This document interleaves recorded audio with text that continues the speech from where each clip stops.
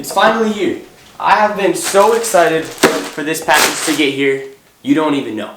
Alright, this thing is going to change my videos for the better. It's going to give me so much more control, it's going to give me way more opportunities to get a wider variety of shots, and it's going to be wild. Alright? So, no more dilly-dallying. Let's get this thing opened.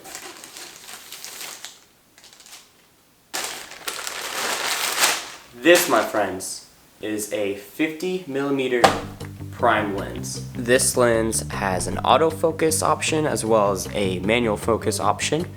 It is a 50mm prime lens, which means it doesn't zoom. It has a minimum of a f1.8 and it can go all the way to an f22. Let's put this baby to use.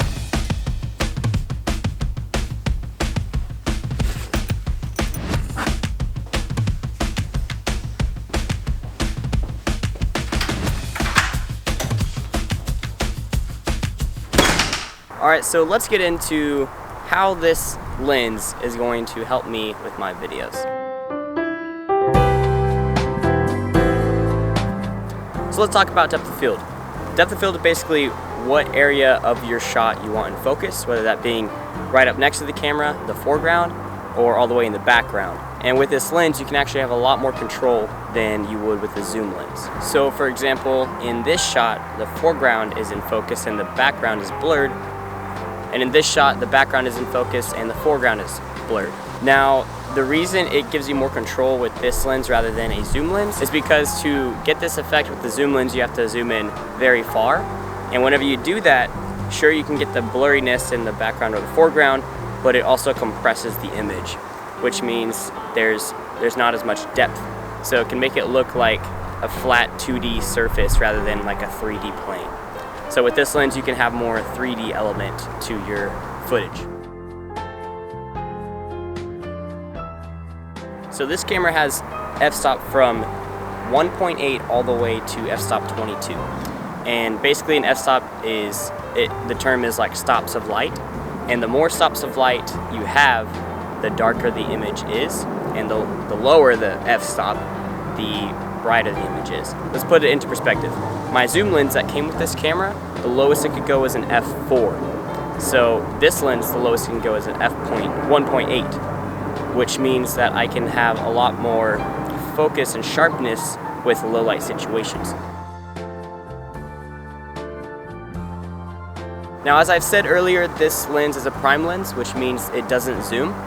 And the reason this one is cool is because 50mm is actually the closest to human eyesight that we can get with the lens. So the way that we see through our eyes is actually really similar to the way that we would see an image shot through a 50mm lens. So this allows for a video to be more cinematic, because the whole point of a cinematic video is to make it feel as if the viewer is not just watching on a screen, but actually experiencing it.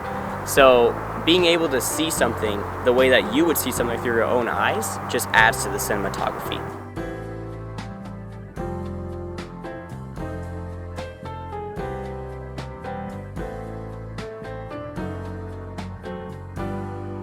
Finally, I want to talk about bokeh. Now, bokeh is that thing you see in videos where the background is blurred, but whenever there's little lights, it's like little pentagon shapes or little circle shapes that kind of like glow. And you can get bokeh with a zoom lens, but it's a lot harder because there's so much more glass to bounce off of, and it has to be that specific shot. And you can see it a lot in like a lens flare with a zoom lens. You can kind of see some bokeh at some point. And the size of bokeh is determined on how many aperture blades there are. I believe that this camera, or this 50mm lens, has 7 aperture blades. Because of that, the bokeh is going to look more circular rather than like a hexagon or a pentagon. Since a prime lens isn't a zoom lens, there's a lot less glass, which means there's a lot less pieces of glass to bounce off of for that bokeh to be created. So it's a lot easier to control that as well.